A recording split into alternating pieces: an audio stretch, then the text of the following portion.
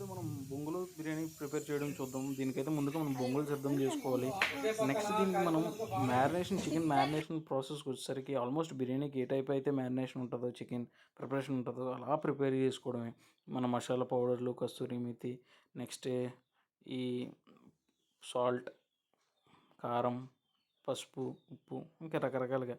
First దీనికి ముఖ్యమైనది ఏంటంటే మంట నీట్‌గా ఏర్పాటు చేసుకోవాలి. దానికి తగ్గట్టే మీరు కొంతమంది గ్రిల్స్‌లో పెట్టుకుంటే గ్రిల్స్‌లో అన్నా పెట్టొచ్చు. లేదంటే అలా అన్నా ఏర్పాటు చేసి అలా బొంగుకు తగ్గ క్వాంటిటీ వేసుకొని దీనికి ఎక్కువ వాటర్ ఏమి అవసరం పడదు. 1 glass of water is enough. ఎందుకంటే బొంగు వాటర్ వస్తుంది.